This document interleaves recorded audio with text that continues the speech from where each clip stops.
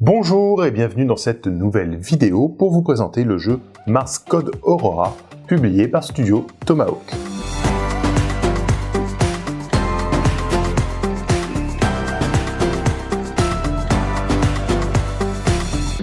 Mars Code Aurora, ça va être un jeu de science-fiction, d'escarmouche, petite bande d'environ une dizaine de figurines, qui va vous proposer de jouer avec les figurines que vous voulez. Voilà. Pourquoi est-ce que ce jeu a intéressé sur Tomahawk? On peut se douter que après des jeux comme Saga ou Frostgrave, on va pouvoir utiliser les figurines qu'on a envie. Forcément, un jeu de SF où on propose le même concept a sûrement réussi à les séduire. Mars Code Aurora, c'est un jeu qui va se passer sur Mars, comme son nom l'indique, qui va vous proposer de jouer une des 7 factions du jeu, chaque faction étant un grand archétype. À vous de voir quelle figurine vous avez envie de jouer, que ce soit du Warhammer 40 000, du Infinity, du Core Space. Voilà, le Guerrero est très emballé sur ce jeu, donc de toute façon, sur la page du Guerrero de la figurine, je vais vous proposer des listes de figurines qui peuvent être utilisées, des thèmes et tout, des trucs comme ça, vous verrez, il y a plein de choses à faire. Le jeu va être extrêmement simple, très fluide, et c'est quelque chose qui m'a vraiment séduit. Donc c'est un jeu qui est développé par le studio 6201, voilà, un couple d'amis qu'on va surnommer Lapin et Canard, qui ont décidé de faire leur jeu. Le studio 6201, c'est eux qui sont à l'origine, par exemple, du jeu Red Button Nation, qui est disponible sur Internet en PDF gratuit. Voilà. Leur envie, c'est de proposer un jeu de science-fiction qui colle à leurs attentes en termes de gameplay, de durée de jeu, de simplicité des règles et de profondeur d'univers. Voilà. On va avoir quelque chose qui va être très simple, avec quelques lignes de caractéristiques. Alors, je vais tout de suite aller aux caractéristiques. Et vous présenter le type d'unité. On va avoir 2 types d'unités dans le jeu, l'infanterie ou les blindés. Voilà. Des rangs, donc ça va être le cœur du jeu. Les figurines vont être réparties entre 3 rangs. 1, 2 ou 3, qui va déterminer leur puissance et leur coût en points, puisque pour recruter une figurine, vous allez payer autant de points que son rang. On va avoir une valeur de mouvement, nombre de centimètres dont on se déplace pour une action de déplacement.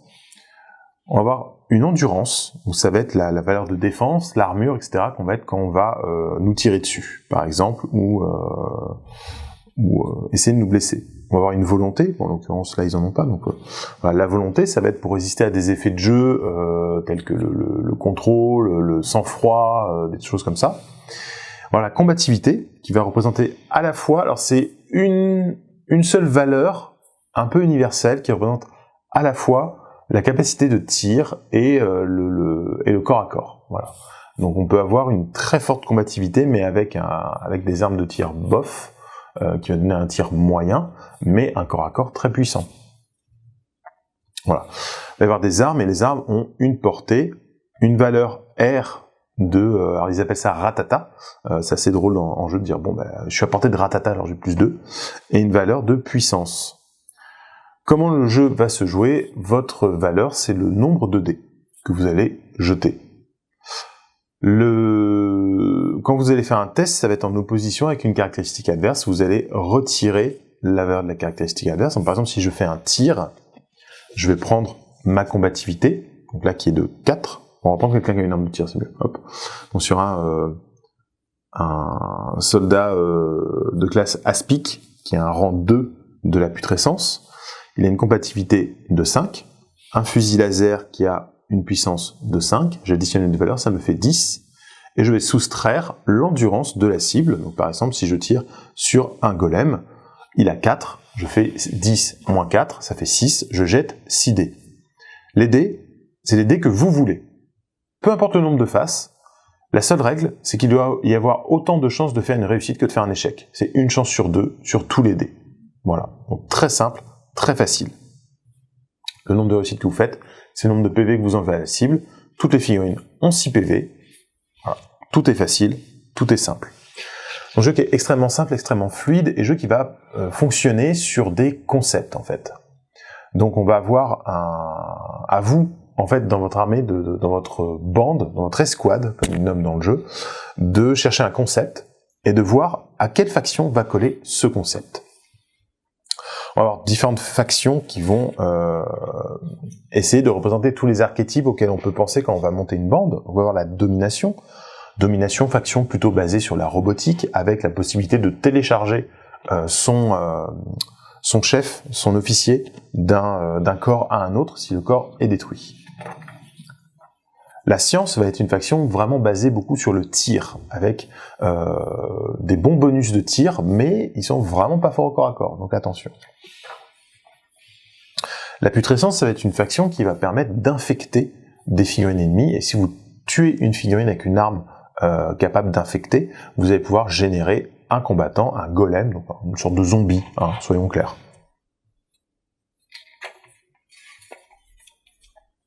L'égalité, ça va être à la fois des rangs 1 nombreux et pas très forts, hein, on est sur une des figurines les plus faibles du jeu quand même, avec par exemple une endurance de 3.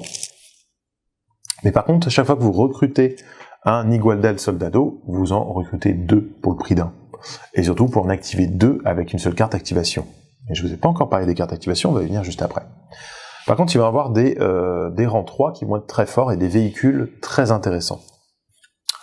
L'ordre, ça va être la faction avec une bonne technologie, avec des soldats entraînés qui répondent bien aux ordres et tout, donc on va pouvoir donner des ordres comme ça, sans limite de portée. Et ils ont un bonus de volonté. La violence, c'est la faction corps à corps. C'est des mecs qui tapent très très fort, voire certains qui n'ont même pas d'armes de tir. C'est une faction qui est vraiment puissante au corps à corps, mais on est dans un jeu de SF, il faut arriver jusqu'au corps à corps. La fin, c'est plutôt basé sur de la bestiole. Hein, on va surtout avoir du corps à corps, encore une fois, avec des petites créatures pas très fortes, pas très endurantes, mais qui bougent très vite, et des créatures de plus en plus grosses avec des tirs et des attaques de corps à corps assez puissantes. Je vous avais dit cette faction, en réalité il y en a une huitième, la huitième qui s'appelle Fortune.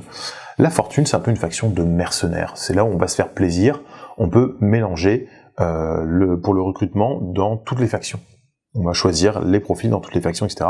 Par contre, évidemment, il y aura des malus, notamment au niveau des équipements et de la coordination des troupes. Mais c'est très sympa, voilà, d'avoir une faction un peu pirate. Voilà, c'est vraiment l'idée de cette faction là, les Fortunes. Avoir un petit côté comme ça, équipage disparate, venant de plusieurs factions, etc. Comment se passe le jeu ? Une fois que vous avez recruté votre bande, donc une bande va se jouer généralement en 25 points, ça va représenter 10 à 12 figurines, on va mettre autant de cartes dans le paquet activation que vous avez de combattants à activer. D'accord ? Donc si j'ai 12 combattants, j'ai 12 cartes dans le paquet d'activation. On mélange avec les cartes de l'adversaire et on va ajouter 3 cartes qui vont représenter les drones. Donc, il y a des drones qui surveillent, on peut pas faire n'importe quoi. Tout simplement, ça va être quand vous jouez, vous tirez une carte, et la couleur de la carte dit quel joueur va activer une figurine qui n'a pas encore été activée ce tour-ci. Il y a les 3 cartes de drone, si les 3 cartes de drone sont piochées, le tour prend fin. Et les drones vont se déplacer, vont notamment se diriger automatiquement vers la dernière figurine qui a fait du bruit, donc qui a utilisé une arme de tir. Et les drones ont une aura qui vont empêcher de tirer autour d'elle. Donc il faut faire attention aux drones. Et surtout, comme une fois que les drones ont été activés 3 fois dans la partie, c'est la fin du tour, il y a ce petit côté très intéressant qui peut être un peu frustrant au début, mais en fait c'est vraiment un élément avec lequel il va falloir apprendre à jouer, c'est que chacune de vos actions peut potentiellement être la dernière du tour. Voilà. Donc il faut bien penser à ça. Les actions, on va retrouver tout ce qui est sympa à faire dans un jeu de figurines, dans un jeu d'escarmouche, avec se déplacer, tirer, se mettre en état d'alerte, très intéressant, du coup on va pouvoir réagir pendant le tour adverse, ou alors on va avoir des actions spécifiques liées au scénario, ou des choses comme ça. Le principe du jeu, on va aussi avoir des officiers. Les officiers vont avoir un grade, qui va coûter de plus ou moins de points. Quand vous activez votre officier, il va pouvoir donner des ordres à une portée de 15 cm aux autres figurines, qu'elles aient été activées ou non. C'est des actions qu'elles vont faire hors activation. Et c'est là Le jeu prend toute sa dimension avec des ordres, par exemple, de mise en état d'alerte qui vont être intéressants pour préparer une réaction éventuelle, des contre-charges, des choses comme ça et tout. Donc voilà. Le jeu est super intéressant, très simple en termes de mise en place, et en même temps avec une vraie profondeur tactique. Et surtout, il vous permet de jouer toutes les figurines que vous avez envie. Donc là, vous avez le choix, ressortir les figurines d'un jeu, des figurines qui vous font rêver, mais pour un jeu auquel vous jouez pas. Voilà, c'est l'occasion. Il va y avoir aussi un système, une petite matrice de génération de parties, avec un système de missions principales et missions secondaires. Alors, quand on va jouer la partie, il va y avoir plusieurs choses qu'on va générer. Alors, soit on les décide avec l'adversaire, soit on les génère au hasard. On va générer, dans un premier temps, la zone de déploiement. Il y a 6 zones de déploiement possibles, on jette un D6, ça nous dit quelle zone on va faire. On va générer ensuite une mission pour chaque joueur, les 2 joueurs ne pouvant pas avoir la même mission. Donc il y a des missions où il va falloir tuer le plus de figurines, il y a des missions de récupération, des missions de défense, des missions d'escorte, etc. Donc il y a pas mal de choix dans les missions, il y a 6 missions différentes. Donc chaque joueur va avoir une mission différente, donc on est déjà sur un jeu qui va être asymétrique. Et enfin, on va avoir les briefings secrets. Il y a 6 briefings secrets, vous en choisissez un, et en fait vous allez, ça va être une nouvelle façon secrète de marquer des points dans la partie. Ce qui est très intéressant, c'est que chaque mission va vous rapporter des points si vous la réussissez, mais si vous ne la faites pas du tout, c'est votre adversaire qui va marquer un point. Voilà. Donc, il va y avoir une contre-mission qui encourage à faire la mission malgré tout, et des fois, il vaut mieux faire un petit peu la mission, même si elle vous rapporte pas de points, pour éviter que l'adversaire gagne le point de contre-mission. Il y a des missions multijoueurs qui sont aussi prévues dans le livret, donc ça, il n'y a aucun souci pour jouer à plusieurs. Et voilà. Au niveau du terrain, on va jouer sur une surface de 90 cm de côté, donc 3 pieds. Il faut un terrain très dense, hein. Ça va être au niveau des décors, ça va être du décor type industriel, cité de science-fiction. Voilà, on joue dans des arches, etc. Donc voilà, il y a plein de, il faut beaucoup de décors, c'est ça qui va rendre le jeu vraiment intéressant. Et voilà.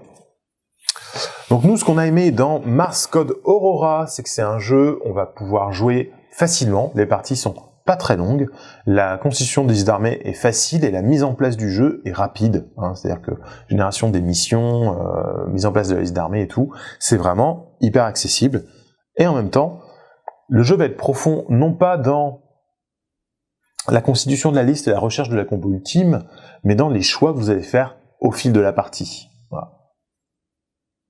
Et en plus, un jeu qui vous propose de jouer les figurines que vous voulez, et sûrement, on va pas se le cacher, on est entre nous, les figurines que vous avez déjà, évidemment. Voilà. Ça fait plaisir. Perso, moi je ressors les figurines Infinity, par exemple. On peut même ressortir du Warhammer 40 000 ou du Core Space, comme j'ai déjà dit. Donc il y a plein de choses à faire. Je vous montre des petites bandes comme ça que j'ai bricolées. Il y a un petit peu de tout. On peut vraiment se faire plaisir. Et c'est un jeu aussi qui a, mine de rien, un univers assez profond. On est sur le livre, là, sur une 60aine de pages de narration. Donc, qui pose les bases de l'univers, qu'est-ce qui se passe et tout. Et en fait, c'est un univers qui est suffisamment ouvert et large pour que vous puissiez raconter votre propre histoire à l'intérieur. Et j'avoue que je prends beaucoup de plaisir à écrire des petites histoires pour chacune de mes bandes, pour les intégrer dans le contexte de Mars Code Aurora. J'espère que Mars Code Aurora vous fera plaisir, que le jeu vous plaira. N'hésitez pas à nous donner vos retours dans les commentaires, et je vous dis à très bientôt pour une nouvelle vidéo.